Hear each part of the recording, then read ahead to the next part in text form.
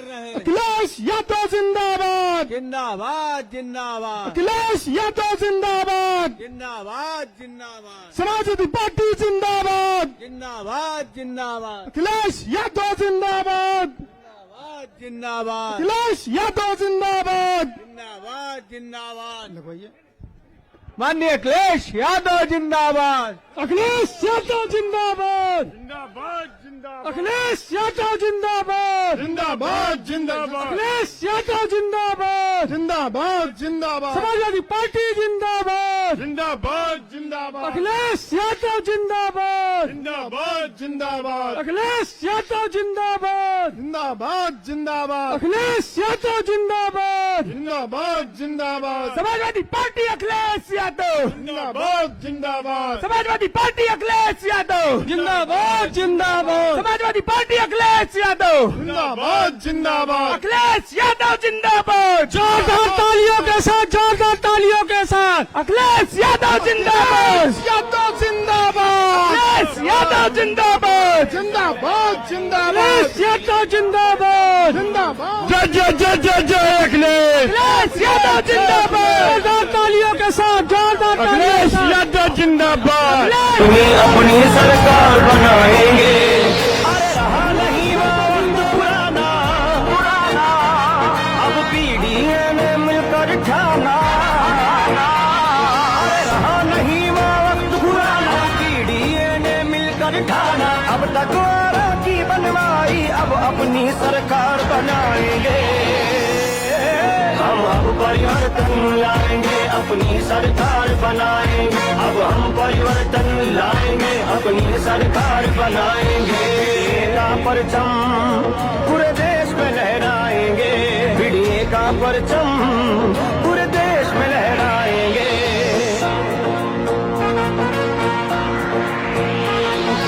अब जो हक हमारा मारेंगे, मारेंगे, तो जोड़ के हाथ ना मांगेंगे, मांगेंगे। हम बांध के मुट्ठी तानेंगे, तानेंगे। क्या एकता की होती ताकत, अब दुनिया वाले जानेंगे। अब ये कड़ी हम मानेंगे, अब हम परिवर्तन लाएंगे, अब हम परिवर्तन लाएंगे, अपनी सरकार बनाएंगे। पीढ़िए का परचम पूरे देश में लहराएंगे, पीढ़िए का परचम पूरे देश में लहराएंगे। अपनी अपनी अपनी अपनी सरकार बनाएंगे, अपनी अपनी अपनी अपनी सरकार बनाएंगे।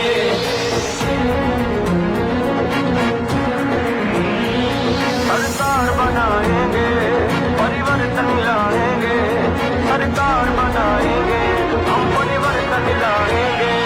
अरे रहा नहीं वक्त पुराना, पीढ़ियों ने मिलकर ठाना। अब तक जिसने हक है माना, अब उसको सबक सिखाएंगे। ना बहकावे में आएंगे, एक दूजे का साथ।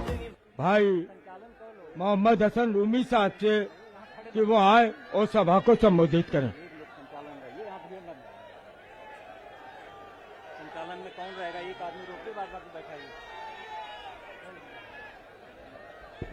सीसामऊ विधानसभा के उपचुनाव में हम सब के नेता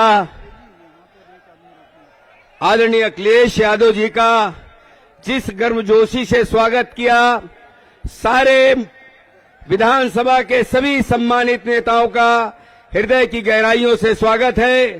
दोस्तों, जिस तरीके से सीसामऊ विधानसभा पिछले 5-6 बार से लगातार समाजवादी पार्टी की झोली से छीनने का नाकाम भारतीय जनता पार्टी के इशारे पे काम किया जा रहा है, आप सबकी एकता और एकजुटता ने ये यकीन दिला दिया है, चाहे जय बार जिस दमनात्मक कार्रवाई से आप पार्टी के चुने हुए नुमाइंदे को अगर आप बाहर करोगे, ना हम डरेंगे ना दबेंगे। आज 13 तारीख है, आज मतदान होना था। जब भाजपा के लोगों को मालूम हुआ कि 9 की 9 सीटें हार रहे हैं, तो उन्होंने ईवीएम सेट नहीं हो पाया, डेट बढ़ा दी। आप आपको जिस तरीके से उत्पीड़न किया जा रहा है, उस उत्पीड़न का जवाब इरफान सोलंकी की पत्नी नसीम सोलंकी को वोट देकर आप करेंगे। 20 तारीख को आप वोट देंगे। अगर आपको वोट देने से कोई रोकता है तो उसकी वीडियोग्राफी कीजिए। जितने भी आइडेंटिटी पहचान पत्र है, सारे पहचान पत्र लेके जाइए, नाम नोट कीजिए। हम अपने नेता आदरणीय अखिलेश यादव जी को बताएंगे सरकार 27 में बनने जा रही है। इसका एहसास सबको हो गया है। वो ऊपर से डरा रहे हैं, अंदर से आपको सपोर्ट करेंगे। मैं एक बार फिर अपने नेता आदरणीय अखिलेश यादव जी का सीसमऊ विधानसभा के उपचुनाव में जीआईसी के इस ऐतिहासिक ग्राउंड में आप जब जब भी तशरीफ लाए हैं, आपने जीत का मार्जिन बढ़ाने का काम किया है। मैं उनका स्वागत करते हुए आप सबसे अनुरोध करूंगा कि 20 तारीख को आप इस बार फिर प्रमाण करेंगे कि जीत का मार्जिन आपको बढ़ाना है। बहुत धन्यवाद। बहुत बहुत शुक्रिया। अब मैं चाहूंगा हमारे गठबंधन के लोकसभा के प्रत्याशी रहे भाई आलोक मिश्रा जी से वो आए और इस जनसभा को संबोधित करें। आलोक मिश्रा जी। गंगा मां के पवित्र तट पर बसने वाला यह कानपुर, जहां पर एक मुसलमान भाई उसी गंगा जल से वजू करके पाक हो जाता है, तो वहीं पर हमारा एक पंडित भाई उसी गंगा जल से आचमन करके पवित्र हो जाता है। यह मौलाना हसरत मोहानी और गणेश शंकर विद्यार्थी का शहर है। यह आलोक मिश्रा और इरफान सोलंकी का शहर है। यहां पर बांटने की जो सियासत की जा रही है, इससे हमें बचना है। अरे हमें देखना है। हम आपसे यहां कहते हैं कि 3 चीजें हैं, रोटी, कपड़ा और मकान। जब आप रोटी खाते हैं तो नहीं देखते कि हिंदू के खेत की रोटी के हिंदू के खेत के गेहूं की रोटी है या मुसलमान के खेत की गेहूं की रोटी है। जब कपड़ा पहनते हैं तो नहीं सोचते कि हिंदू दर्जी ने सिला है या मुसलमान दर्जी ने सिला है। जब आप मकान बनवाते हैं तो ये नहीं सोचते कि ये हिंदू राज ने सिलाया है, बनाया है या मुसलमान राज ने बनाया है। लेकिन जब वोट डालने जाते हैं तो हम क्यों हिंदू और मुसलमान में बढ़ जाते हैं, सोचने की बात है। जो बांटने वाले लोग हैं उनको बता दीजिए कि जो हवाएं या फिजाएं, ये धरती या आकाश, ये गगन या धरती कभी हिंदू और मुसलमान में फर्क नहीं करती। तो हम और आप कौन होते हैं हिंदू और मुसलमान में फर्क करने वाले? एक हो जाइए और बता दीजिए एक बार कि जैसे आपने 4 महीने पहले मुझे 27,000 वोटों से जिताया था इसी सीसमऊ विधानसभा से, मुझे मेरा वो कर्ज है इंडिया गठबंधन का, मेरा वो कर्ज है अखिलेश यादव जी का, उस कर्ज को चुकता करना है। अगर आपने 27,000 से जिताकर की जगह 47,000 से जिता दिया तो हम सोचेंगे कि हम सांसद बन गए। अगर इरफान सोलंकी की बेगम नसीम सोलंकी अगर यहां से विधायक आपने चुन के भेज दिया तो हम सोचेंगे हम सांसद बन गए। वो कर्ज चुकाने का समय आया है, उस कर्ज को चुका दो, एक हो जाओ। मैं ब्याज के ऐसा वोट डाल दो कि नसीम सोलंकी यहां से जीत कर जाए। आखिरी बात कहता हूं, मंजिलें बहुत सी हारी हमने, कदम हारे नहीं मेरे। मैं जिस मंजिल से गुजरा हूं वो मंजिल याद करती है। धन्यवाद। जय हिंद। उत्तर प्रदेश सरकार के पूर्व मंत्री और सीसामऊ से लेकर बिल्लौर से लेकर रसूलाबाद तक के विधायक रहे माननीय शिव कुमार बेरिया जी से चाहूंगा कि आए और इस जनसभा को संबोधित करें। माननीय शिव कुमार बेरिया जी। आज की सभा की अध्यक्षता कर रहे सम्मानित अध्यक्ष नौशाद जी, मंच पर मौजूद हमारे और सबके नेता, महबूब नेता, हिंदुस्तान के उभरते हुए नक्षत्र माननीय अखिलेश यादव जी, यहाँ पर मौजूद समाजवादी पार्टी के सभी वरिष्ठ नेतागण, कांग्रेस पार्टी के वरिष्ठ नेतागण, आम आदमी पार्टी के वरिष्ठ नेतागण, साथियों सीसामऊ से चुनाव में मैं कहना चाहता हूं कि मैंने अपने राजनीतिक जिंदगी की शुरुआत सबसे पहले सीसामऊ विधानसभा क्षेत्र से किया था। 1989 में सीसामऊ की महान जनता ने सबसे पहले मुझे चुनकर लखनऊ की विधानसभा में भेजा था। माननीय नेताजी ने सबसे पहला टिकट मुझे सीसामऊ से दिया था।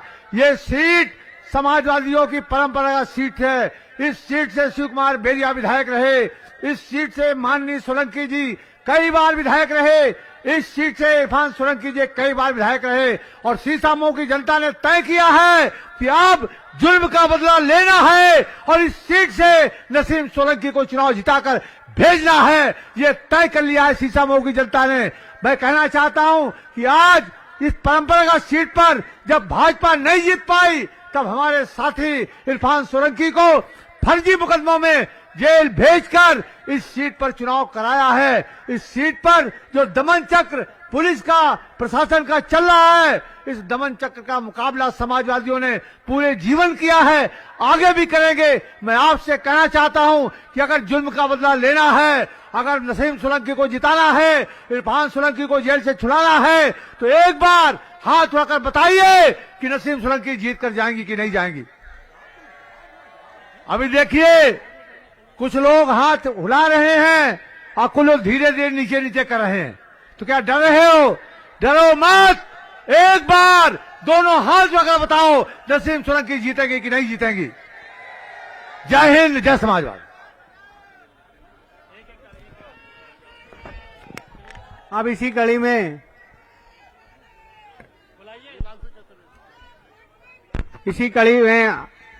कांग्रेस पार्टी के राष्ट्रीय सचिव उत्तर प्रदेश के प्रभारी नीलांशु चतुर्वेदी जी से निवेदन है, आए और कम शब्दों में अपनी बात को रखें। आदरणीय नीलांशु चतुर्वेदी जी। धन्यवाद। मंच में उपस्थित समाजवादी पार्टी के राष्ट्रीय अध्यक्ष, युवा दिलों की धड़कन आदरणीय अखिलेश यादव जी, हमारे इंडिया की प्रत्याशी बहन सोलंकी जी, हमारे पूर्व सांसद जी, हमारे कांग्रेस के जिला अध्यक्ष नौशाद जी, आलोक मिश्रा जी, हमारे यहाँ प्रभारी साजन जी, राहुल राय जी, हमारे दोनों पूर्व विधायक सोहेल अंसारी जी, संजीव दरियाबादी जी, पूर्व अध्यक्ष अग्नोत्री जी, अम्बरीश जी, सभी मंचासीन हमारे यहाँ पे संचालन कर रहे हैं, सेंगर जी, सभी मंचासीन इंडिया के पदाधिकारी, इंडिया गठबंधन के पदाधिकारी, कांग्रेस और समाजवादी पार्टी के एक एक कार्यकर्ता, आप सबको हाथ जोड़ के नमस्कार करता हूं, प्रणाम करता हूं। ये चुनाव कोई आसान चुनाव नहीं है। ये चुनाव इस बात को तय करेगा कि 2027 में हम अपने संविधान को बचाने जा रहे हैं या नहीं जा रहे हैं। इस बात का ये प्रमाण देगा ये हमारा ये सीसामऊ का उपचुनाव। ये मान लीजिए आप 2027 की जो फिल्म को रिलीज होना है उसका ट्रेलर है ये सीसामऊ का चुनाव।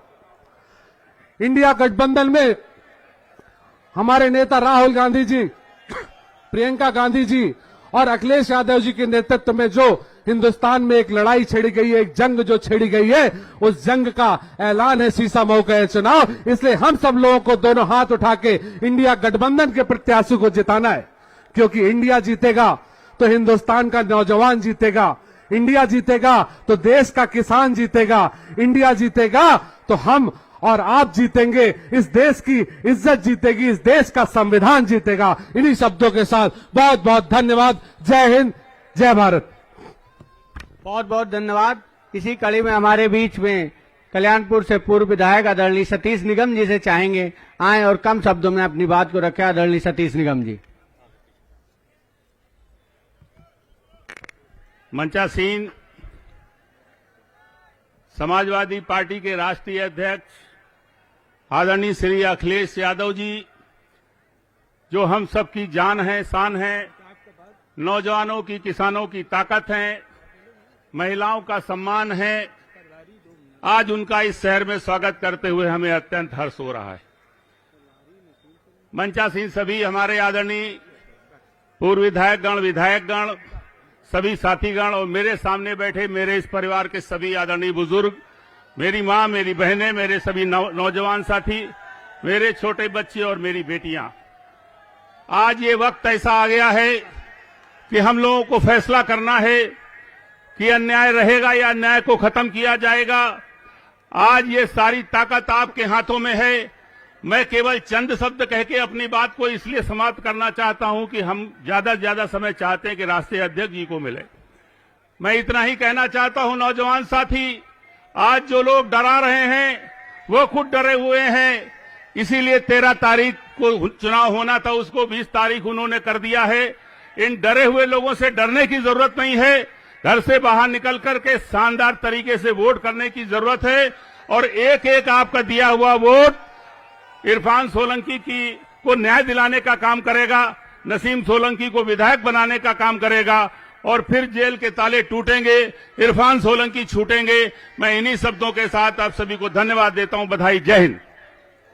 बहुत बहुत धन्यवाद। अब इसी कड़ी में आदरणीय राजेंद्र कुमार जी, विधायक प्रभारी शीशामऊ विधानसभा जी से चाहेंगे आए और कम शब्दों में अपनी बात को रखें। आदरणीय राजेंद्र कुमार जी।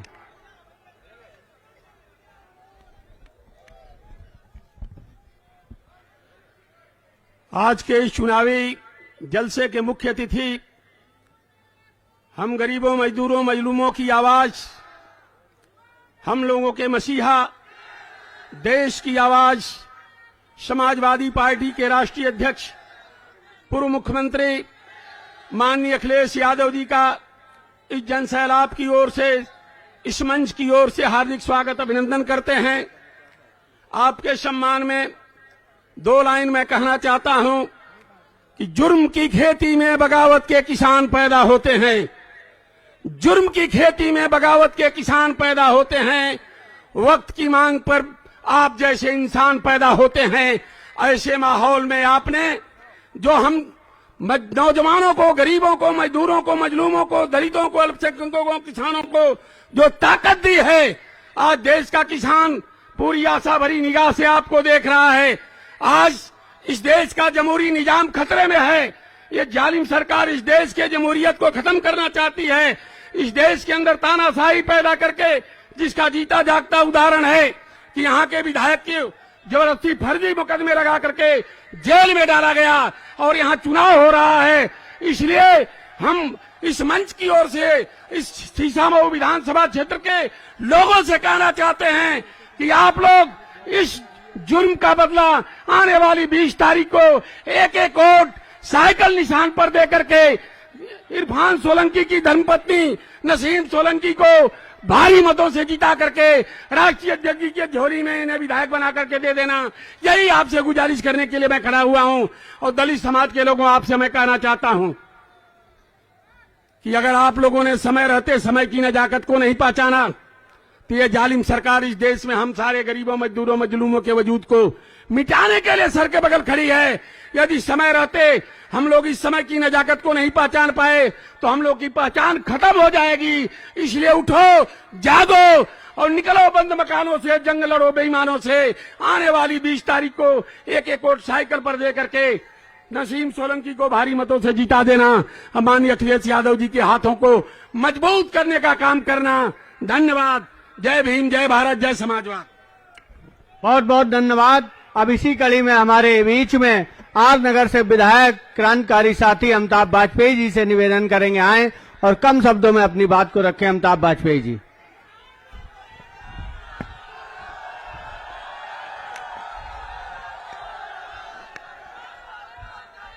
अपनी शीशामऊ विधानसभा और आर नगर विधानसभा के इस मुहाने पर आयोजित इस जनसभा के अवसर पर हम सबके बीच में मौजूद देश के करोड़ों नौजवानों की आस और उम्मीद हमारे महबूब नेता अखिलेश यादव जी का हम लोग स्वागत करते हैं, अभिनंदन करते हैं। एक बार जोरदार ताली बजा के अखिलेश जी का स्वागत कर दीजिए। मंच पे मौजूद सभी हमारे सम्मानित नेतागण, सामने मौजूद इंडिया गठबंधन के सभी मजबूत साथियों, ये चुनाव सुख का चुनाव नहीं है, ये चुनाव कष्ट का चुनाव है। ये प्रदेश का अकेला चुनाव है जो चुनाव थोपा गया है, जबरिया चुनाव हमको लड़ने को मजबूर किया गया है। उस अहंकारी ने सोचा शीशामऊ में ऐसा क्या है कि हमारा बहुमत तो आता है पर शीशामऊ नहीं जीत पाते।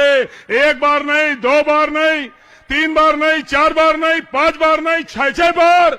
आखिर सोलंकी क्यों जीत के जाता है?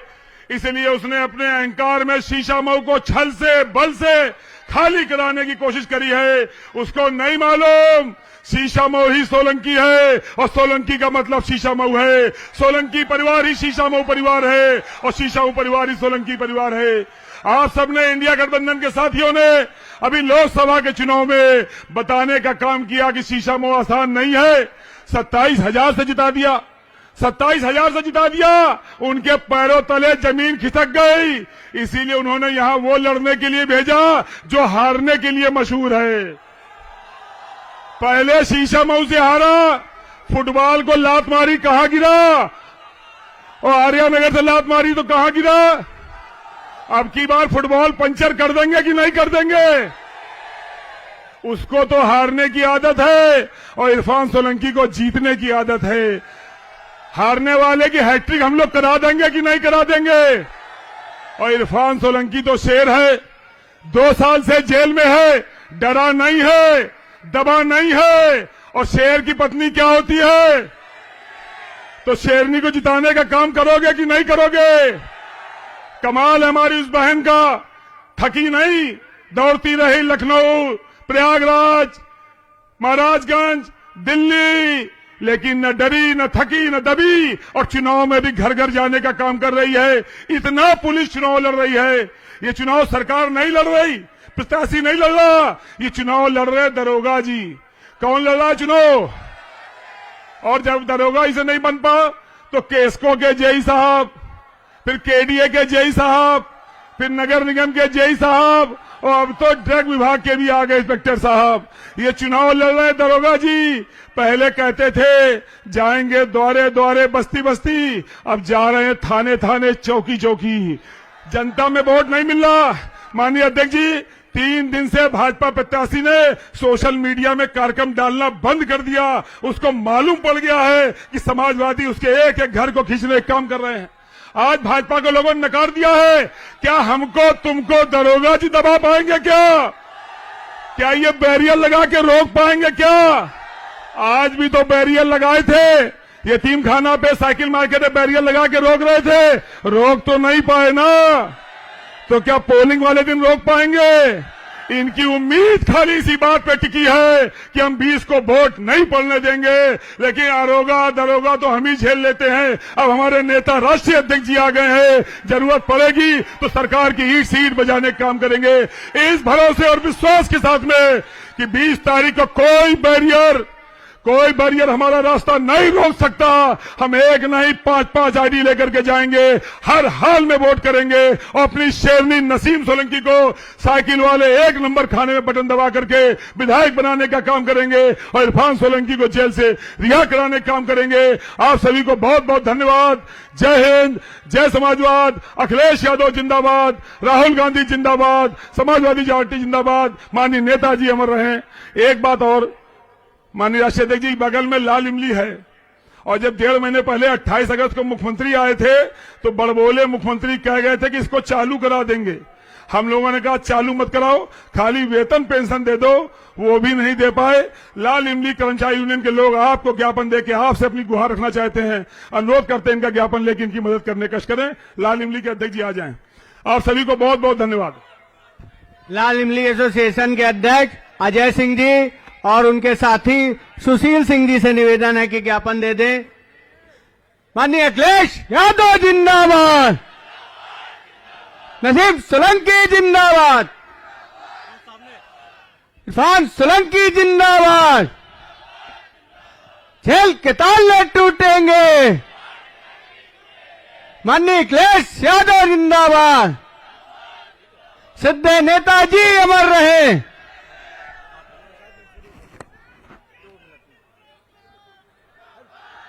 इसी कड़ी में कांग्रेस पार्टी के अध्यक्ष नौशाद मंसूरी जी से निवेदन, 1 मिनट में अपनी बात खत्म करें, इसके बाद प्रत्याशी नसीम सोलंकी जी।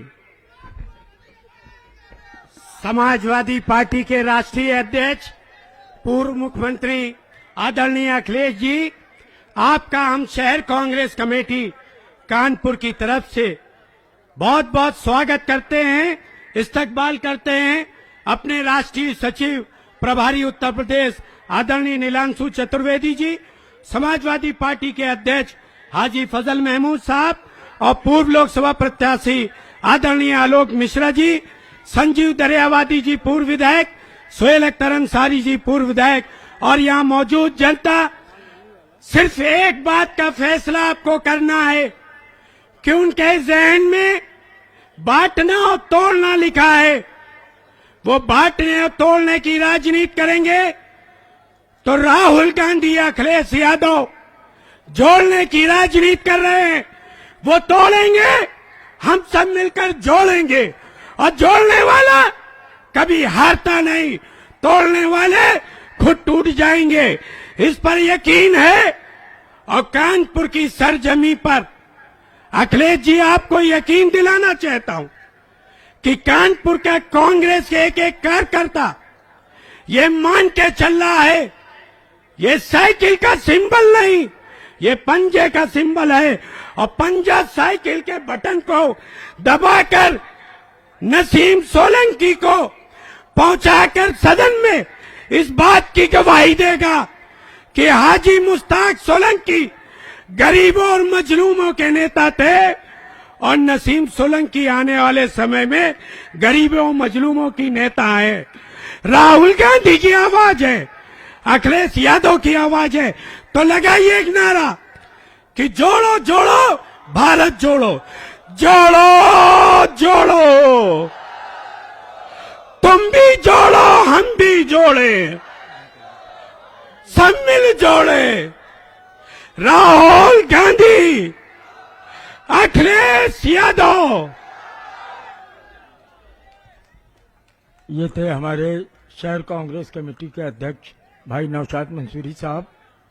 अब मैं गुजारिश करूंगा आपके अपने हर दिल अजीज, आपके अपने प्यारे दुलारे विधायक भाई इरफान सोलंकी साहब, जिनको कुछ सालों से 2 सालों से जेल में हैं और जबरदस्ती उपचुनाव कराया गया। पूरे उत्तर प्रदेश में 9 सीटों पर चुनाव हो रहा, जहां विधायक सांसद बनकर चुनाव हो रहा, यहां हमारा विधायक था, उसके बाद भी विधायक का चुनाव हो रहा।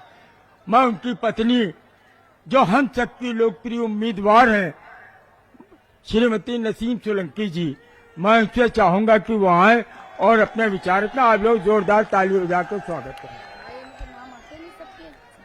सबके नहीं, सिर्फ अखिलेश जी का नाम लिए बस। तो गला भी बैठा हुआ आगे बढ़ते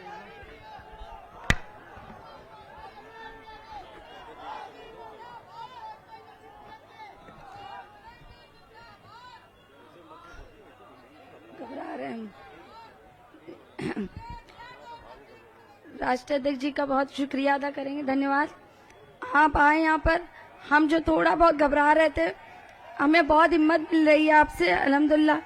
और मंच पे जितने मौजूद मेरे बड़े बुजुर्ग और इंडिया गठबंधन के जो लोग हैं, मेरे परिवार है, और आप लोग भी, और खास तौर पे मेरे सीसामऊ की जनता और मेरा परिवार, मैं आप लोगों का बहुत शुक्रिया अदा करती हूँ। और इसी तरह से मेरे साथ दीजिए। और राष्ट्रीय अध्यक्ष जी, आपका बहुत बहुत शुक्रिया, मेरे परिवार पे इतना बड़ा भरोसा फिर से दिखाया।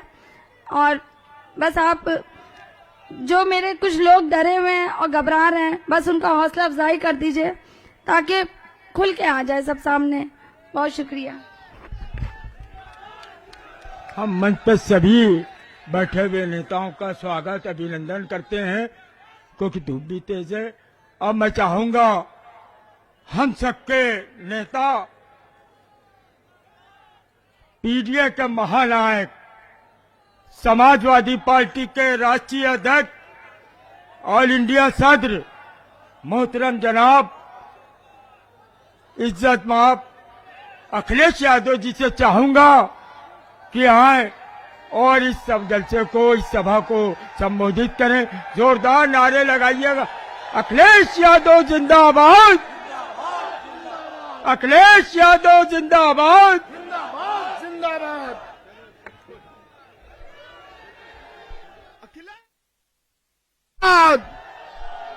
अखिलेश यादव जिंदाबाद, जिंदाबाद जिंदाबाद अखिलेश यादव जिंदाबाद, जिंदाबाद जिंदाबाद अखिलेश यादव जिंदाबाद। जिंदाबाद जिंदाबाद।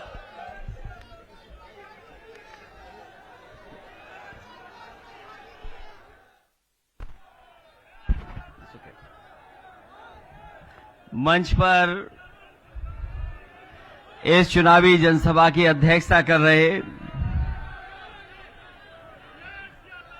कांग्रेस पार्टी के अध्यक्ष नौशाद आलम मंसूरी जी, समाजवादी पार्टी के महानगर के अध्यक्ष हाजी फजल महमूद साहब,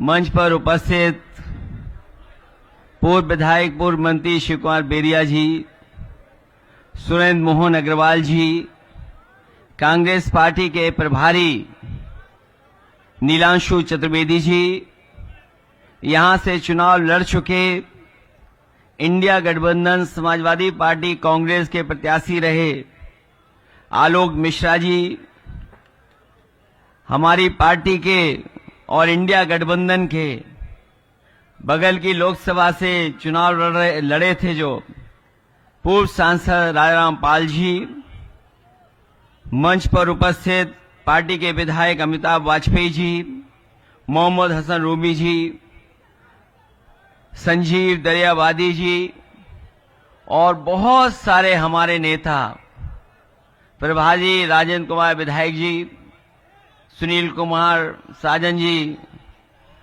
और तमाम हमारे जो कांग्रेस पार्टी समाजवादी पार्टी के जितने भी मंच पर सम्मानित नेता बैठे हैं, सभी हमारे सम्मानित नेता और इस चुनावी जनसभा में आए हुए सभी हमारे आदरणीय बुजुर्ग कांग्रेस और समाजवादी पार्टी के नेता कार्यकर्ता, माताएं बहनें और पत्रकार बंधुओं, मैं सबसे पहले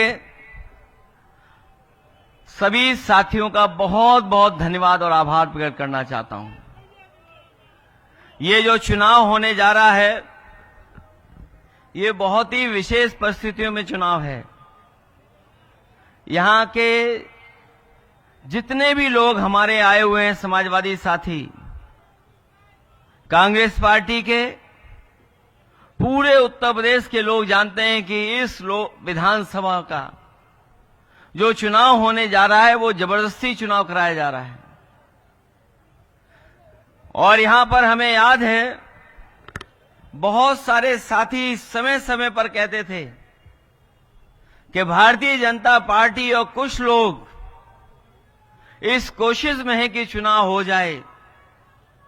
मैं बात उस समय स्वीकार नहीं कर रहा था, लेकिन जिस तरीके से कार्रवाई सरकार ने की और जिस तरीके से झूठे मुकदमे लगाए गए, उसकी वजह से आज हमें और आपको चुनाव के बीच में जाना पड़ा है। ये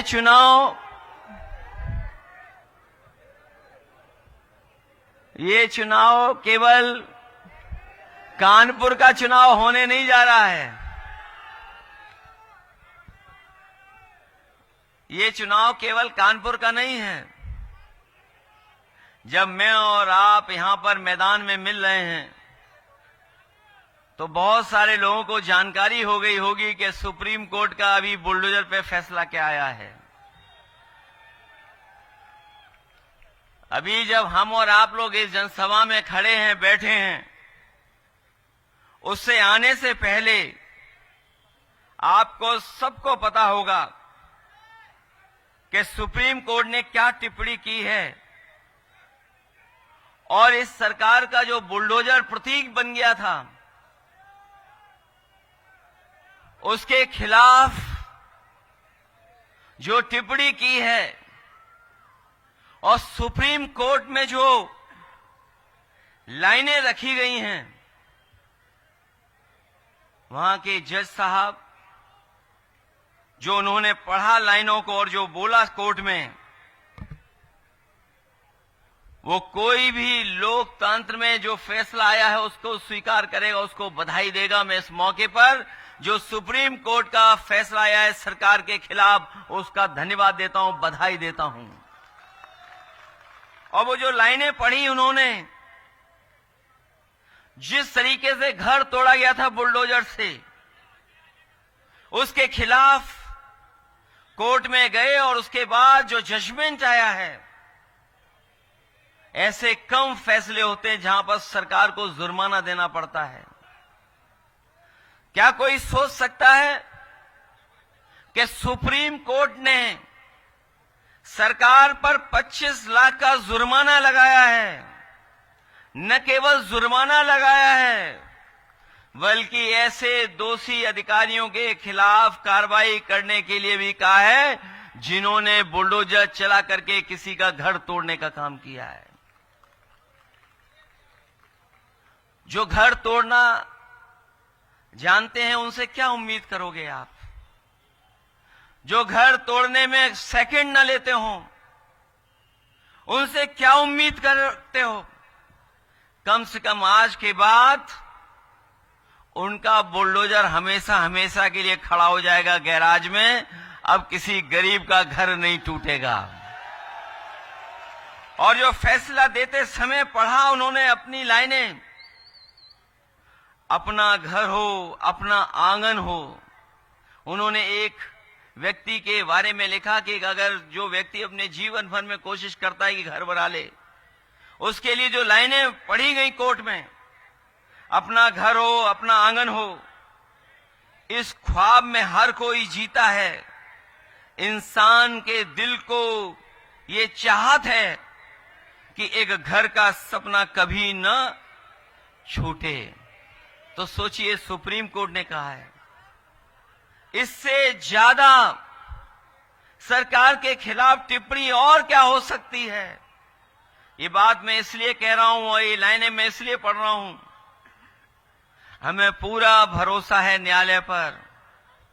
एक दिन हमारे आपके विधायक रिहा होकर के आपके बीच में आएंगे और जो पहले जिस तरीके से काम करते थे उसी तरीके से काम करेंगे। सोचिए कितनी तकलीफ और परेशानी का उन्हें सामना करना पड़ा।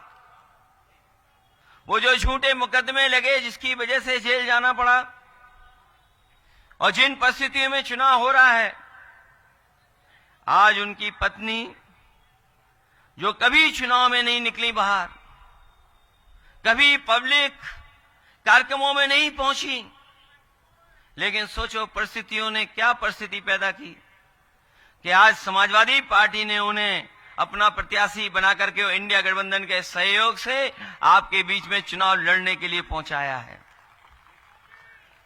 मैं जानता हूं ये आधी आबादी का भी नेतृत्व कर रही हैं। ये न केवल जीतेंगी बल्कि रिकॉर्ड मतों से जीतने जा रही हैं।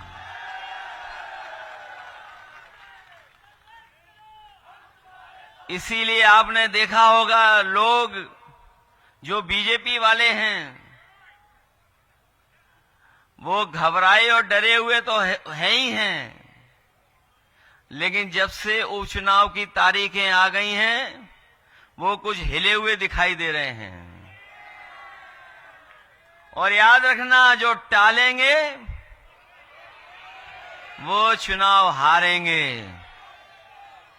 और अगर मैं सच्चाई कहूं और प्रतिशत के हिसाब से कहूं तो इस बार भारतीय जनता पार्टी 100% चुनाव हारने जा रही है। और सीटों की गिनती से बोलूंगा तो मैं इस बार 9 की 9 सीटें हारने जा रहे हैं। न केवल हारने जा रहे हैं बल्कि लोग जो हिले डुले और डरे दिखाई दे रहे हैं, जिस तरीके से फैसले आ रहे हैं, जिस तरीके से महाराष्ट्र से आवाज आ रही है, चुनाव वहां हारेंगे और देखना उत्तर प्रदेश की कुर्सी अपने आप चली जाएगी। कोई कुर्सी को नहीं रोक सकता। इसीलिए चुनाव टाले गए। बताओ, चुनाव टाले गए घबरा करके कि नहीं टाले गए? पहले तो चुनाव उन्होंने अयोध्या वाला टाल दिया। वो नहीं चाहते थे कि दोबारा जनता वहां हरा दे उन्हें, क्योंकि मुख्यमंत्री जी खुद गए वहां पर, और एक बार नहीं गए, 3 बार गए वहां पर। 3 बार गए, अधिकारियों को लगा दिया, तमाम योजनाएं उन्होंने शुरू करा दी जो बंद पड़ी थी। लेकिन जब उनका इंटरनल सर्वे आया कि आप तब भी हार रहे हो, तो उन्होंने चुनाव अयोध्या का भी टाल दिया। ये चुनाव बताओ कब होना था आपके बीच में? आज कौन सी तारीख है? इसी दिन इन्हें चुनाव हारना था, लेकिन चुनाव टाल दिया इन्होंने। और कभी सोचा कि उन्होंने चुनाव क्यों टाला?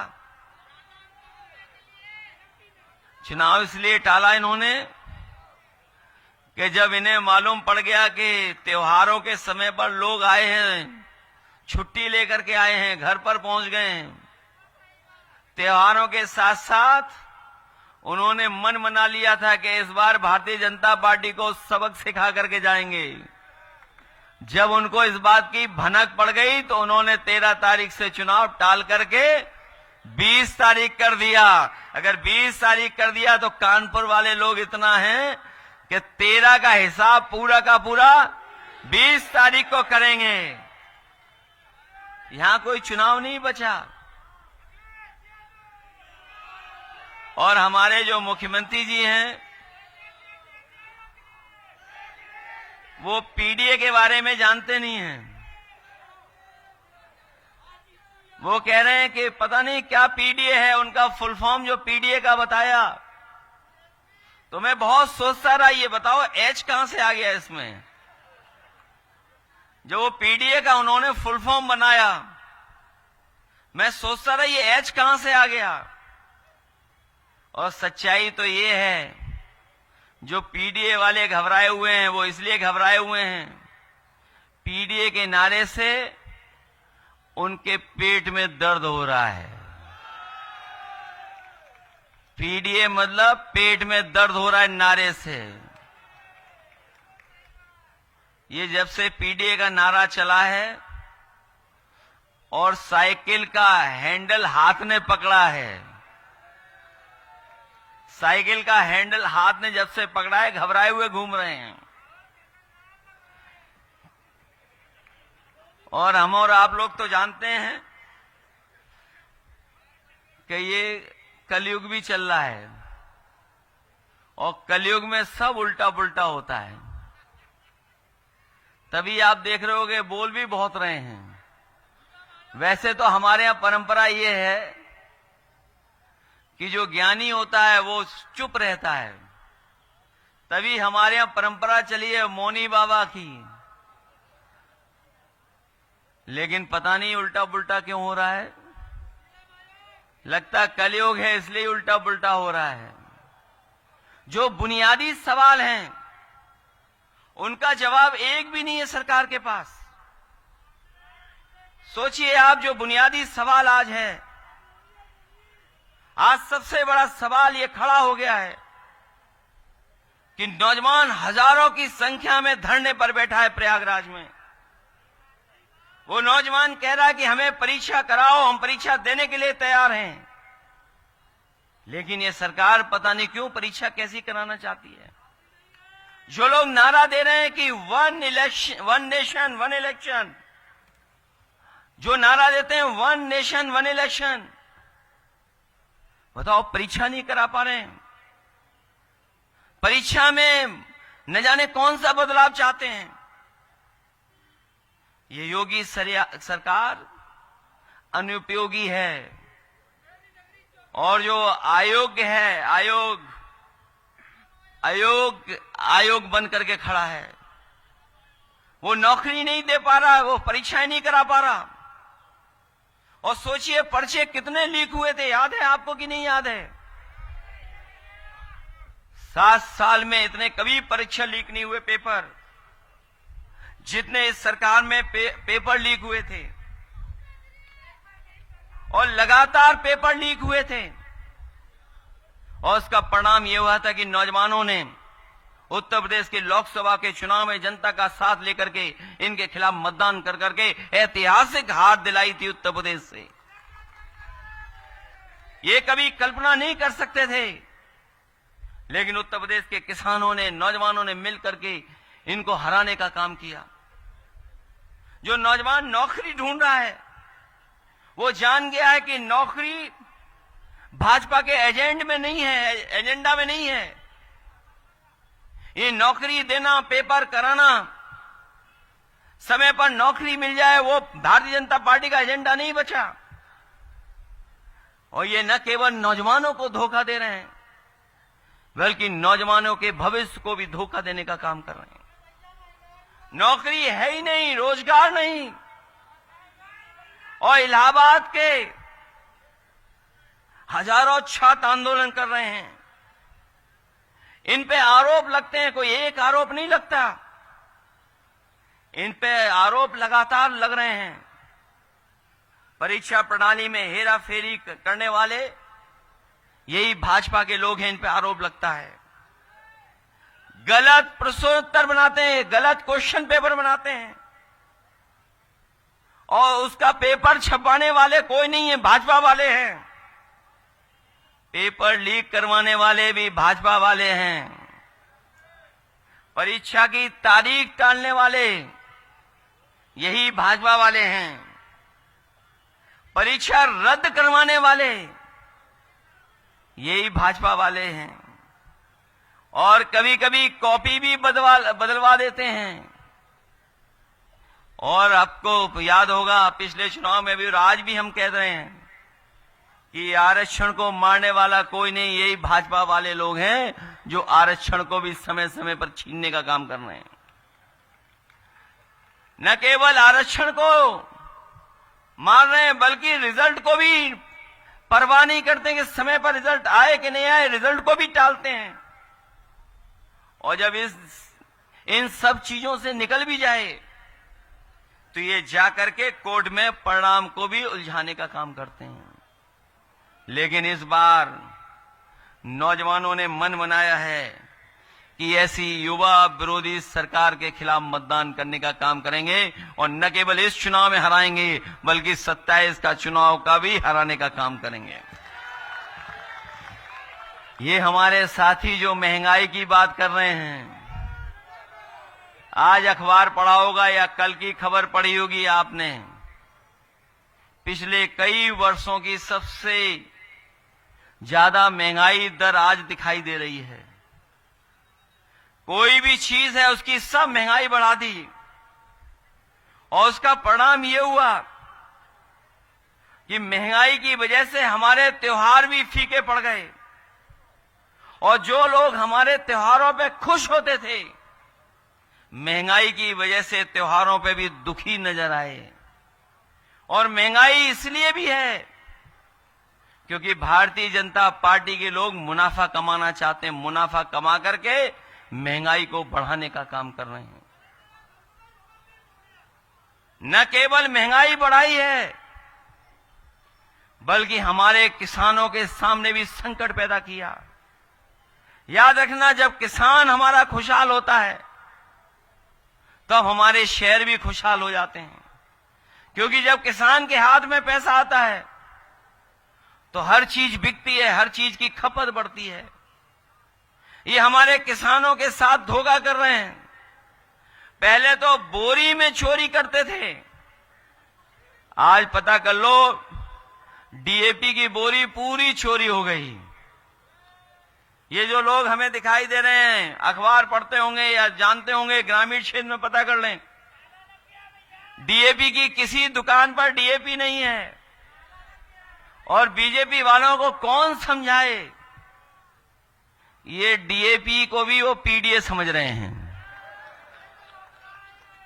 उन्हें समझ में आ रहा है कि ये डीएपी पीडीए है, क्योंकि डीएपी में डीएपी और पीएडी में पीएडी दोनों अक्षर एक से दिखाई देते हैं। तो जहां पीडीएस की वजह से उन्हें पेट दर्द है, इसीलिए दुकानों से किसानों की डीएपी भी गायब कर दी उन्होंने। कहीं डीएपी नहीं है। और ये जो कुछ चल रहा है, सब कुछ जो दंगे कराए जा रहे हैं, इसके दोषी कोई है तो भाजपा ही हैं। ये दंगा हुआ नहीं, भाजपाइयों ने कराया, और भाजपा के लोगों ने भाजपा पे ही केस लिखवाया।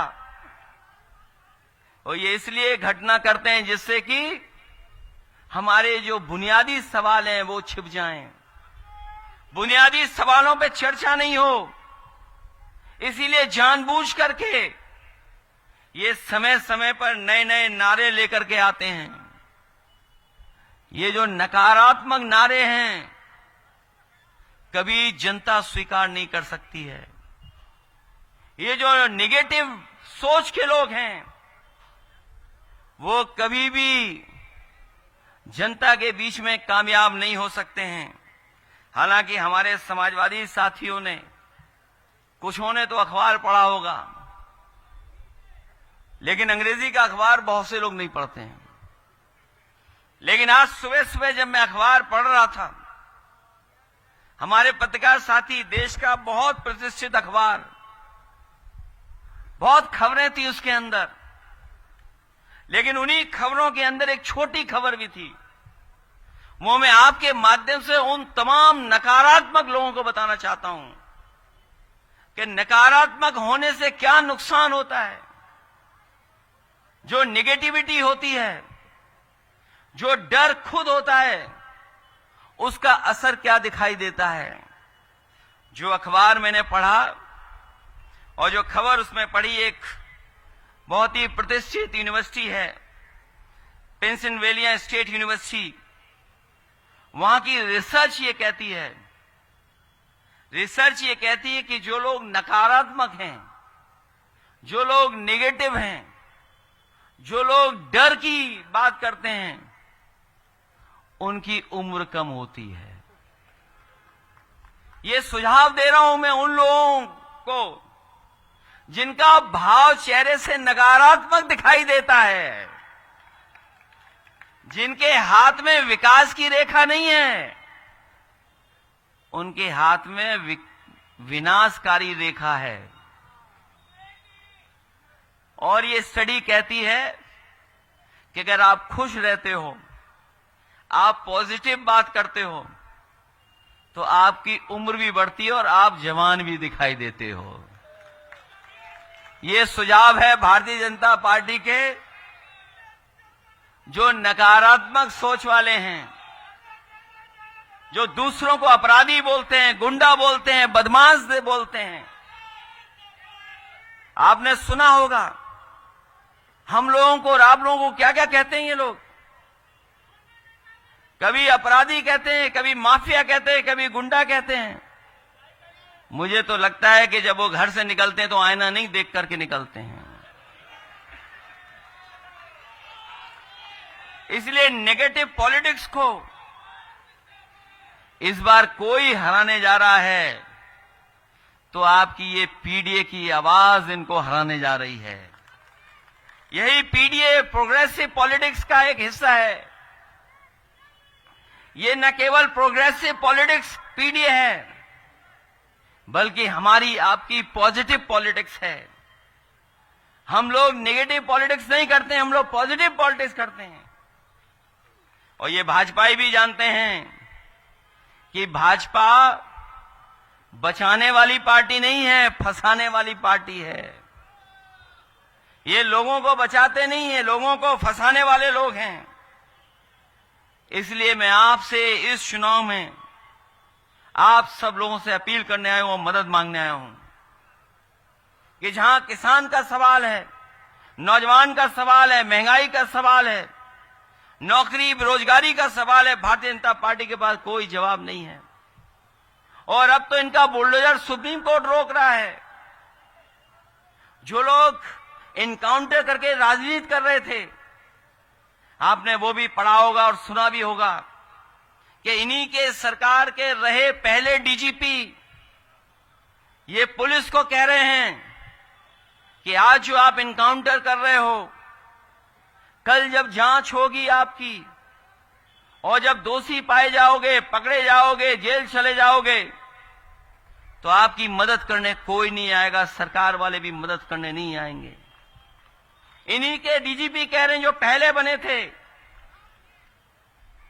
और सोचिए सरकार की सोच कैसी है कि अगर एक इनकाउंटर हो गया, उस पर उंगली उठ गई, तो सरकार कहती है कि अगर ये इनकाउंटर हुआ है, अगर गलत हुआ है, तो इसको बैलेंस करने के लिए एक और इनकाउंटर कर दो। बताओ, सोचो, आप कभी सोचिए जाकर के कि एक इनकाउंटर को बैलेंस करने के लिए दूसरा इनकाउंटर कैसे हो सकता है। ये नकारात्मक लोगों की सरकार है। इनके चेहरे से नकारात्मक भाव दिखाई देता है। इसलिए इस चुनाव में हम आपसे मदद मांगने आए हैं। ये चुनाव कोई सामान्य चुनाव नहीं है, ये चुनाव आपका है, आपका। ये सरकार के लोग चाहते हैं कि समाजवादी लोग हार जाए, लेकिन मैं ये जानता हूं ये सरकार कितनी भी ताकत लगा दे, लेकिन जनता इस बार इनको हरा करके भेजेगी। ये जनता का चुनाव है, ये जनता जिताएगी। और सोचिए कितना अन्याय हुआ है, जेल भेजने से लेकर के दूसरी जेल भेज देने का। और मैं आपसे कहना चाहता हूं, वो तो कानपुर में ही रखते विधायक जी को, लेकिन क्योंकि मैं मिलने आ गया था विधायक जी से, इसलिए उन्होंने यहां से महाराजगंज भेज दिया। मैं आप सबको कह के जा रहा हूं, उन अधिकारियों को भी कहता हूं कि जिन्होंने ये फैसला लिया है, जब सरकार बदलेगी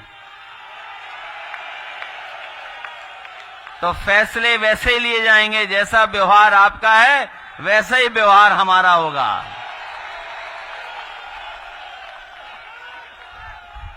जैसा व्यवहार आपका है, आपका अगर प्यार का व्यवहार है तो हमारा भी प्यार का व्यवहार रहेगा।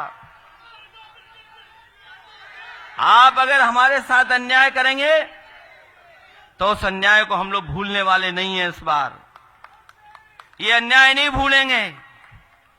और अभी मैंने कुंदरकी जब मैंने कहा, कुंदरकी में मैंने जब कहा कि अधिकारियों के खिलाफ मैंने ज्यादा बोल दिया, तो कुछ अधिकारियों ने कहा कि मत बोलिए, हम तो आपके साथ ही हैं। और वो इसलिए भी हैं कि आपने कभी देखा हिसाब किताब, 50 में पायदान वाला सबसे ऊपर बैठा है, तो बाकी जितने लोग हैं क्या खुश होंगे? 50 में पायदान वाला सबसे ऊपर है, जिसको एक एक करके ऊपर आना था, किसी को नहीं आने दिया जा रहा है। तो वो सब के सब इंतजार कर रहे हैं कि कुर्सी कब हटे, कब हिले, तब हम आपका साथ देंगे। अभी तो अंदर ही अंदर साथ दे रहे हैं, बाद में आपके खुल करके साथ देने जा रहे हैं। ये जो पुलिस के हमारे साथी हैं, ये जानते होंगे पुलिस विभाग के लोग, सबसे महत्वपूर्ण फैसले समाजवादियों ने लिए। जब प्रमोशन की बात आई तो बहुत सारे लोग कह रहे थे कि प्रमोशन करिए लेकिन परीक्षा लिखवाइए, प्रमोशन के लिए परीक्षा लिखवाइए। लेकिन परीक्षा हमारे जवान कैसे दे पाते हैं जिन्होंने नौकरी 10 साल, 15 साल, 20 साल कर ली थी। मैंने कहा कोई परीक्षा नहीं होगी, सीधा का सीधा प्रमोशन होगा। और उसका परिणाम हुआ कि इतने प्रमोशन कभी नहीं हुए जितने समाजवादी सरकार में हुए। ये हमारे पुराने लोग जानते होंगे, थाने में जब अपनी समस्या लेकर के जाते थे तो पहले थाने वाले लोग कहते थे कि हमारी गाड़ी में डीजल पेट्रोल तो भरवा दो, तभी तो गाड़ी आगे चलेगी। ये समस्या थी, डीजल पेट्रोल के लिए बजट नहीं होता था। अगर बजट के साथ साथ 100 नंबर की गाड़ी अगर किसी ने दी तो समाजवादियों ने दी थी। ये कानपुर वाले जानते होंगे, सबसे पहले यहीं शुरू हुई थी गाड़ियां। और हम लोगों ने इसलिए व्यवस्था बनाई थी कि फोन करो और पुलिस आपकी मदद करने आ जाए, सेवा करे आपकी। लेकिन पता नहीं उल्टा पुल्टा क्या हो गया है। जब से 100 से 112 हो गई, न केवल इन्होंने अपना हिसाब किताब बदल दिया, रेट बढ़ा लिया है, बल्कि जो थाने में बैठे लोग हैं उन्होंने कहा कि अब जिम्मेदारी तुम्हारी नहीं है, अब तुम्हें समस्या का समाधान नहीं करना है, उन्हें पकड़ करके हमारे पास ले आओ। तो सोच ले थाने में क्या हो रहा है। उत्तर प्रदेश में देखने को मिल रहा है कि पुलिस पुलिस को पकड़ रही है, पुलिस बेईमानी कर रही, पुलिस पुलिस को पकड़ रही। यहां तो बहुत पहले चुनाव में भी हमने कई बार कहा पुलिस पुलिस को पकड़ रही। बताओ, आज तक तो पुलिस चोर को पकड़ती थी, लेकिन इनकी सरकार में बताओ पुलिस पुलिस को पकड़ रही। अभी जो प्रधान सांसद जी का क्षेत्र वाराणसी, वहां पे मैंने खबर पढ़ी कि एक जुआ चल रहा था कहीं दिवाली के शुभ अवसर पर। पुलिस के लोग गए और पूरा पैसा लेकर के चले आए। जब मैंने उसको अपने सोशल मीडिया पे लिख दिया तो पुलिस ने कहा कि ऐसा कुछ हुआ नहीं, घटना नहीं हुई। लेकिन मैं अपने पत्रकार साथियों को धन्यवाद दूंगा, ये लोग भी बहुत खोजी लोग हैं। ये लोग भी ढूंढ के ले आए सीसीटीवी और वीडियो चला दिया कि हमारे पुलिस के अधिकारी एक बड़ा बैग लेकर के जा रहे थे, सस्पेंड हो गए। एक थाना है गाजीपुर बलिया में, हमारे जाने के बाद किसी भी पुलिस कर्मचारी पूछ लेना वो थाना कौन सा है जिसमें सबसे ज्यादा कमाई होती है। सोचिए, थाने की पुलिस को पकड़ने के लिए एडीजी को जाना पड़ा, एडीजी को। और जब एडीजी गए तो रंगे हाथ पकड़े गए, वहां पे रंगे हाथ पुलिस पकड़ी गई और पैसा भी मिला उन पे।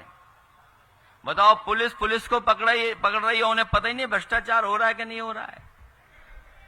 मैं आपसे कहना चाहूं, इतनी लूट और इतनी भ्रष्टाचार कभी नहीं हुआ होगा जितना यहां पर हुआ है उत्तर प्रदेश में इस बार। और ये कानपुर के लोग, कुछ लोग जानते होंगे, जिस समय राष्ट्रपति थे, देश की सुरक्षा सब कुछ कानपुर में थी, उस समय दंगा हो गया और एक तरफा परेशान किया। न जाने कितनों से पैसा वसूल लिया पुलिस ने, न जाने कितनों के खिलाफ कार्रवाई की, पैसा वसूला है, लूट की पुलिस ने। ये जो घटनाएं हम समाजवादी लोग इस बार भूलने वाले नहीं हैं। और जो मुख्यमंत्री जी कहते हैं कि उनके यहां महिलाएं बहुत सुरक्षित हैं, आज ही अखबार मैंने पढ़ा कि महिलाओं को बचाने के लिए कि आत्मदाह न कर ले आके कोई, उसके लिए एक नई गठन की है पुलिस के, कुछ लोगों को जिम्मेदारी दी गई है। 100 से ज्यादा अधिकारी लगाए जा रहे हैं, क्योंकि कोई सुनने वाला नहीं है। जिलों में जो गरीब है, परेशान है, मजबूर है, वो क्या करे, कहां जाकर के अपनी समस्या का समाधान करे। कई बार हम लोगों ने खबरें पढ़ी, मदद की उन लोगों की जो लोग दूर दूर प्रदेश में रहते थे, जिनकी कोई सुनवाई नहीं होती थी। वो मजबूरी में आकर के आत्मदाह करते थे मुख्यमंत्री आवास पर। और आप रिकॉर्ड पर मैं कहता हूं ये बात, किसी मुख्यमंत्री के कार्यकाल में, किसी मुख्यमंत्री के कार्यकाल में इतनी आत्महत्याएं मुख्यमंत्री आवास के सामने नहीं हुई जितनी इनके सरकार में यहां पर हो रही हैं आत्महत्याएं।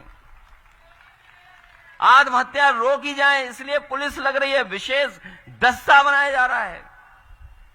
ये है उत्तर प्रदेश, इतने सालों बाद ऐसा चल रहा है। इसी को बोलते हैं कि डबल इंजन सरकार। ये डबल इंजन नहीं है। पहले तो थोड़ा बहुत दिखाई दे रहा था, इंजन इंजन से टकरा रहा है। अब तो पूरा उत्तर प्रदेश जान गया है कि दिल्ली वाला इंजन, लखनऊ वाले इंजन को एक दूसरे को टक्कर मार रहे हैं। कितनी टक्कर मार रहे हैं वो लोग आप जानते होंगे। और फिर सबसे बचने के लिए इतिहास का सबसे खराब नारा दिया। इतिहास का और लोकतांत्रिक नारा नहीं हो सकता, ये अनकॉन्स्टिट्यूशनल नारा है, अनडेमोक्रेटिक नारा है। बटोगे और कटोगे ये नारा अनकॉन्स्टिट्यूशनल है, अनडेमोक्रेटिक है। नकारात्मक लोग ही ऐसा नारा दे सकते हैं। और ये नारा जो दिया इन्होंने, ये लगता है डिवाइड एंड रूल जो अंग्रेज दे गए थे उसी से सीख करके दिया है। अंग्रेज तो चले गए, लेकिन उनके वचनवंशी, अंग्रेज चले गए डिवाइड एंड रूल वाले, लेकिन उनके वचनवंशी और विचारवंशी आज भी हैं जो ऐसा नारा दे रहे हैं। ये लोग डर के व्यापारी हैं, ये डर पैदा करते हैं और इनका कारोबार भी भय का है, भय के कारोबारी हैं। ये डर का कारोबार करते हैं बीजेपी वाले, ये भय के कारोबारी हैं और नकारात्मक इनकी पहचान है। न केवल नकारात्मक इनकी पहचान है बल्कि जुबान भी इनकी नकारात्मक है। इसलिए मैं कहना चाहता हूं, जो मन की कुटिलता होती है वो विचारों की कुटिलता में बदल जाती है। और मैं कहना चाहता हूं, जिन्होंने चुनाव टाला है बहुत बुरा हारेंगे इस बार। और ये जो व्यक्ति अपने विचार से बनता है महान, लेकिन कुछ लोग समझते हैं कि वस्त्र बदलने से ही विचारवानी हो जाते हैं, विचार अच्छे हो जाते हैं। व्यक्ति वस्त्र से नहीं, विचार से बड़ा होता है और विचार और वचन से ही संत होता है। और अगर वो संत नहीं होगा तो उसका अंत भी इस बार जनता करने का काम करेगी। इसलिए मैं आपसे निवेदन करना चाहता हूं कि ये इनकाउंटर वाली सरकार है, ये झूठा फंसाने वाली सरकार है, उसको आप लोग हराओगे कि नहीं हराओगे आप? ये चुनाव केवल अभी का चुनाव नहीं है, ये 27 का भी चुनाव यही है। हमारे कुछ साथी कह रहे थे 27 का भी चुनाव है, लेकिन उससे भी बड़ी बात है, ये न्याय दिलाने के लिए चुनाव है। न्याय के लिए, न्याय के पक्ष में आपको वोट डालना है, क्योंकि जो अन्याय विधायक इरफान के साथ हुआ है कोई कल्पना नहीं कर सकता था इतने झूठे मुकदमे लगाए जाएंगे। और केवल समाजवादियों के ऊपर मुकदमे लग रहे हैं। जितने भी समाजवादी लोग हैं, और वो अगर पक्के और ठोस समाजवादी हैं, उन्हें डराने के लिए, झुकाने के लिए। लेकिन मुझे खुशी है इस बात की कि न विधायक जी झुके, न डरे, न उनकी पत्नी जो बहादुर है नसीम सोलंकी झुकी हैं, न उनकी पत्नी झुकी, न मां कहीं झुकी। वो अन्याय के खिलाफ लड़ रही हैं। और अगर इनके आंख से आंसू निकले हैं तो लोकतंत्र में एक भी आंसू सरकार को गिरा सकता है। आंसू निकलने का मतलब इस सरकार ने कितना दुख और परेशानी दी है। झूठा फंसा दिया और कोई सुनवाई नहीं। इसीलिए तो हम कह रहे थे कि संविधान को मानते नहीं हैं, ये लोकतंत्र को मानते नहीं हैं। और याद रखना, संविधान बचाने की लड़ाई हम लोग थोड़ा बहुत जीते हैं, अभी हम लोग लड़ाई पूरी नहीं जीते हैं।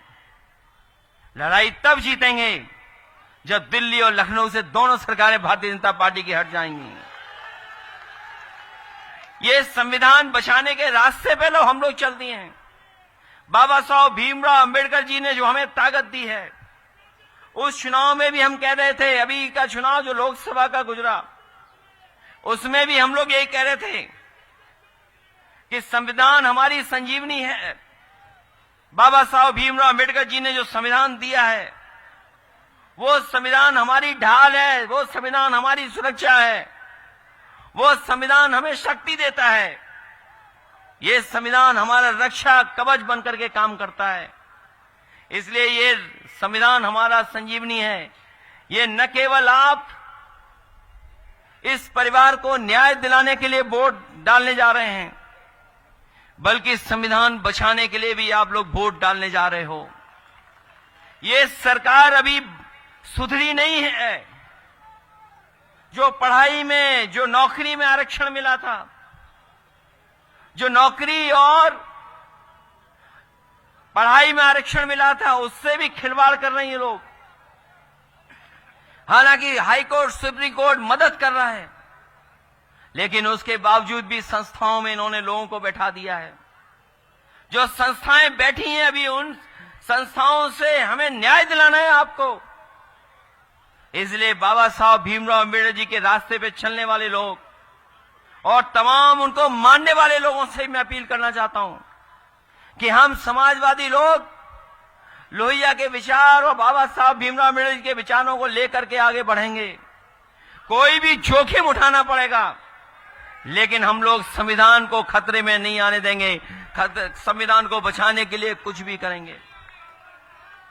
इसलिए मदद करिए आप लोग। और ये पुराना परिवार समाजवादी है। मुझे याद है कि नेताजी मुख्यमंत्री थे, हाजी मुश्ताक सोलंकी साहब इनके पिताजी विधायक थे, और उस समय कानपुर के विकास के लिए बहुत चिंता करते थे। एक बार आए, बोले कि हमें ये बड़ा बाजार बनवाना है। हमने कहा ये तो कानून बना ही नहीं है, ऐसा कानून बन ही नहीं सकता जो आप प्रस्ताव लेकर के आए हो। हम लोग नेताजी के पास गए मिलने, और नेताजी से जब कहा जाकर के ये ऐसा प्रस्ताव है, सब अधिकारी मना कर रहे हैं।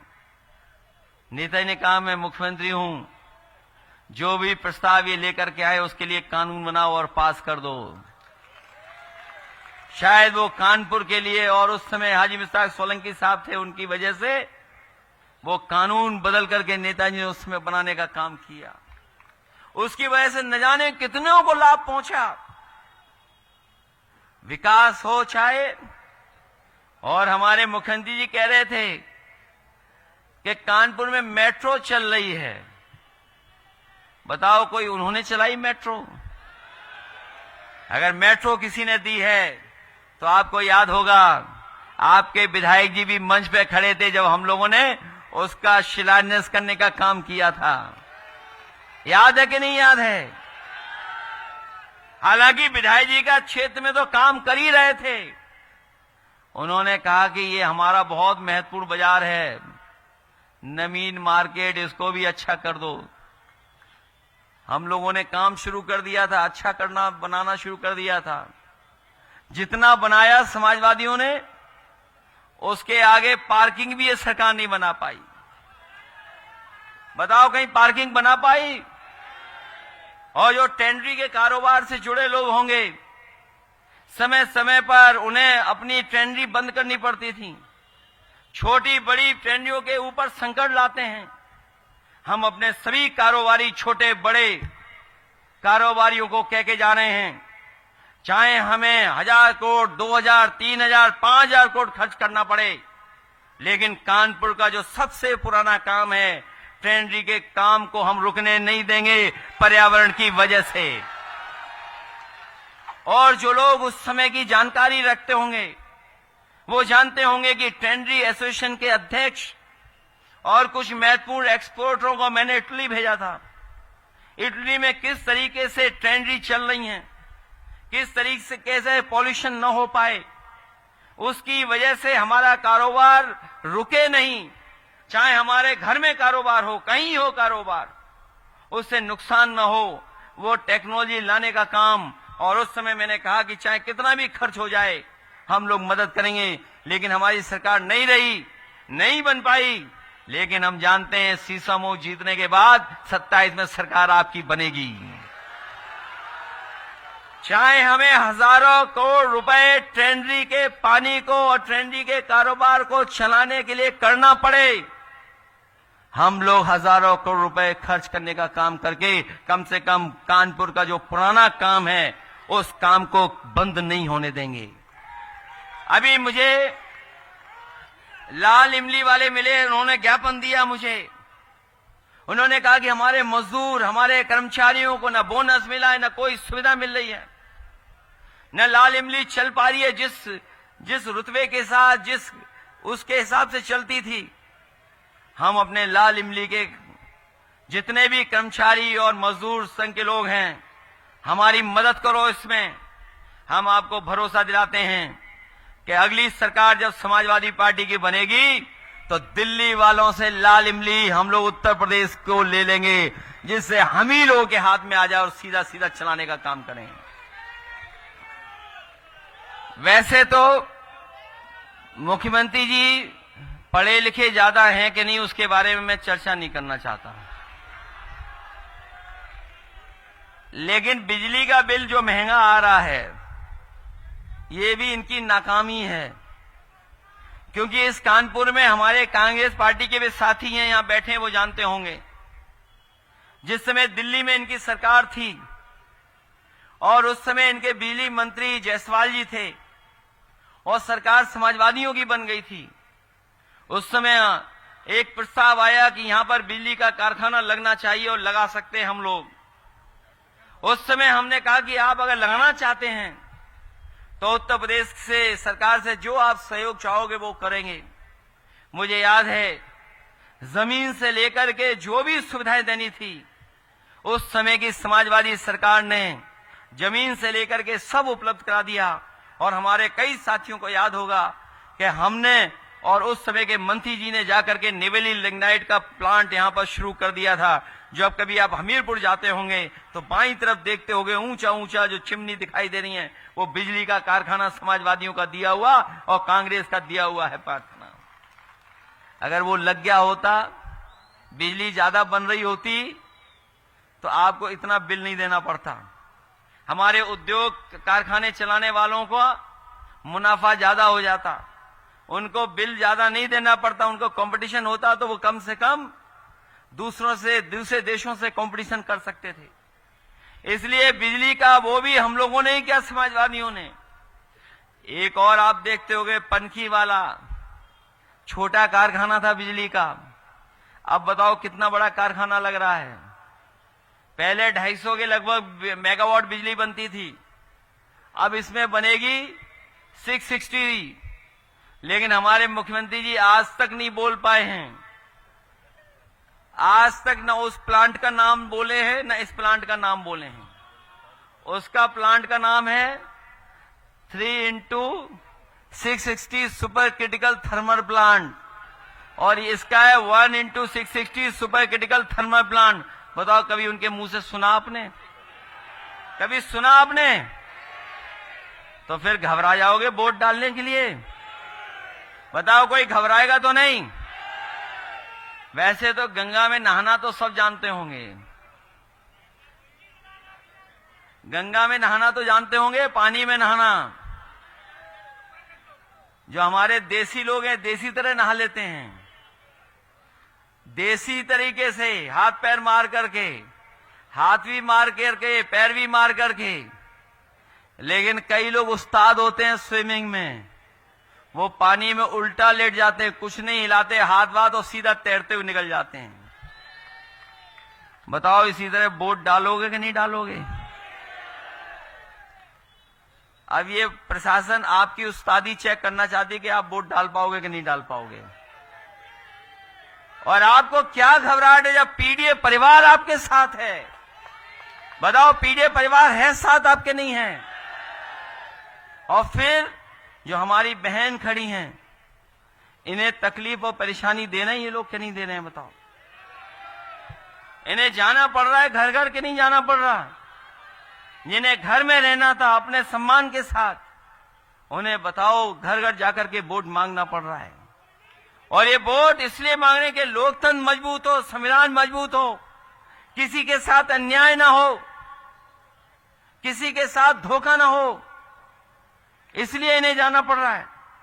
इसलिए मदद करना आप लोग सब लोग, और बिल्कुल घबराने की जरूरत नहीं है। क्यों? समाजवादी लोग घबराने वाले तो नहीं हैं।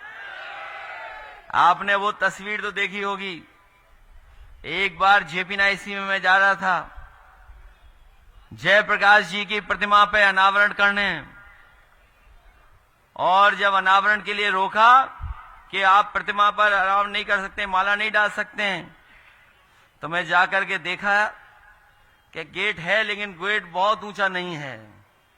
मुझे थोड़ी जगह दिखाई दे रही थी केवल पैर रखने की, तो सोचो हम लोगों ने पैर रख करके बताओ कूद करके चले गए कि नहीं चले गए।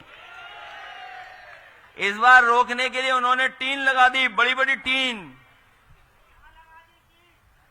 लगा दी, बड़ी बड़ी। हमने कहा अगर टीन लगा दी तो हम भी जयप्रकाश जी की प्रतिमा लाएंगे और अपने घर के पास ही अनावरण डाल देंगे, अनावरण करने। नहीं रोक पाए हम लोगों को, लेकिन अधिकारियों से हमने कहा कि जिस दिन टीन हटाओगे उसी दिन हम डालाएंगे माला। पता लगा अभी भी टीन लगाए हुए हैं वो लोग। हम लोग कानपुर में खड़े, टीन वहां लगी हुई है लखनऊ में। सोचो, इसलिए मदद करिए आप लोग, घबराना नहीं। अगर एक बार रोकें तो दोबारा जाना, और दोबारा रोकें तो तिवारा जाना, और 3 बार भी रोकें तो रात तक इंतजार मत करना, जाते रहना। जाओगे कि नहीं जाओगे वोट डालने? और जब तक चुनाव है तब तक ये डराते रहेंगे, चुनाव दिन ये भी आपका सहयोग करेंगे जो वो लोग हैं। क्योंकि आज जब सुप्रीम कोर्ट का जजमेंट पढ़ लेंगे ये लोग ध्यान से, तो ये भी बदल जाएंगे, कहेंगे कि हम क्यों अपनी नौकरी फंसाएं। और फिर मोबाइल तो सबके पास है ही, फोटो लेना, वीडियो बना लेना बाद में काम आएगा। इसलिए मदद करिए, और बहुत मदद करना सब लोग वोट डालने की। इसलिए ये मान लें कि अब ये जीत के जाएंगी सबसे अच्छे वोटों से। अजय इरफान को खुशी कब होगी और पार्टी को खुशी कब होगी? जब इरफान से ज्यादा वोटों से आप जिता करके भेजोगे। अभी लोकसभा जीते हम लोग, आलोक मिश्रा जी कितने वोटों से जीते थे यहां? वैसे अगर चाहो तो उससे ज्यादा वोटों से जिता सकते हो आप इनको। और ये हमारे नेता लोग हैं, हमारा सबसे निवेदन है उस मंच वालों से भी, इनके सबके घर कानपुर में हैं। कोई कहीं का नेता हो लेकिन सबके घर कानपुर में हैं, चाहे उधर देख लो चाहे इधर देख लो। हालांकि हम लोग चूक गए दोनों सीटें, हमारे राजा रामपाल भी जीत गए होते, पता नहीं कहां रह गए पीछे, लेकिन ये दोनों सीटें हमारी जीतने वाली थी। लोकसभा में हम लोग किन्हीं परिस्थितियों पे नहीं जीत पाए। लेकिन इस विधानसभा के चुनाव में कोई गलती मत करना आप लोग, कोई गलती मत करना आप लोग। और हम आपको भरोसा दिलाते हैं, आपकी विधानसभा के लोगों को और पूरे कानपुर को भरोसा दिलाते हैं कि जो विकास अभी कभी नहीं हुआ कानपुर में, आप समाजवादियों को जिताओ, कानपुर का विकास हम लोग कर करके कानपुर को भी एक बड़ा शहर बनाने का काम करेंगे। चाहे हमें आपके गंगा एक्सप्रेसवे से जोड़ना पड़े जोड़ेंगे, और ट्रांस गंगा सिटी को भी अगर बनाना पड़ा तो बनाएंगे, और मेट्रो अगर उन्नाव तक ले जाना पड़ा तो मेट्रो को उन्नाव तक ले जाने का काम करेंगे। इसलिए मदद करिए सब लोग, मदद करोगे सब लोग। वैसे तो अधिकारी बहुत डरे हुए हैं, इतना डरे हुए आप सोच नहीं सकते, और इसलिए डरे हुए हैं आपको ज्यादा पता होगा। बताओ जिला अधिकारी के बंगले में क्या मिला खुदा होकर के? बताओ डीएम साहब को पता ही नहीं लगा कि वहां 8 फीट गहरा गड्ढा खुद गया। बताओ डीएम साहब को पता ही नहीं लगा।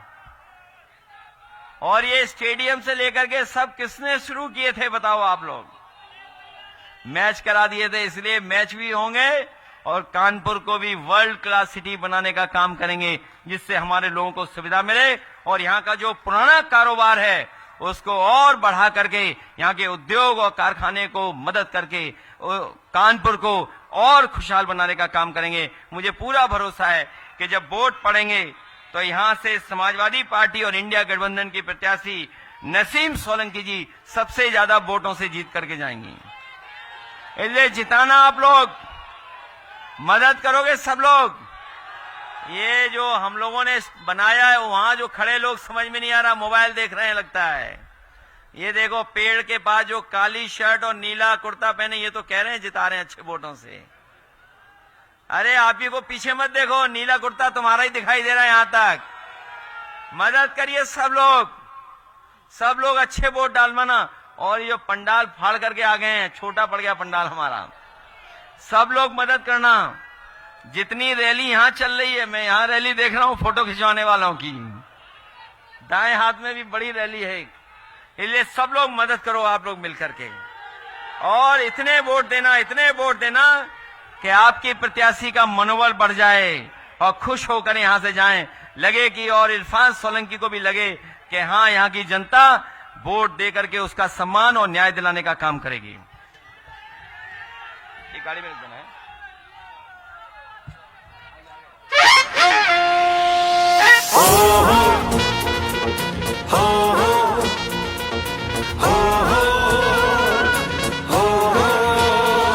पीडीए का परचम पूरे देश में लहराएंगे, पीडीए का परचम पूरे देश में लहराएंगे। अपनी सरकार बनाएंगे, अपनी सरकार बनाएंगे। अरे रहा नहीं वो वक्त पुराना, अब पीडीए ने मिलकर ठाना। अरे रहा नहीं वो वक्त पुराना, अब पीडीए ने मिलकर ठाना। अब तक वारा की बनवाई, अब अपनी सरकार बनाएंगे। हम अब परिवर्तन लाएंगे, अपनी सरकार बनाएंगे। अब हम परिवर्तन लाएंगे, अपनी सरकार बनाएंगे। पीडीए का परचम पूरे देश में लहराएंगे, पीडीए का परचम पूरे देश में लहराएंगे।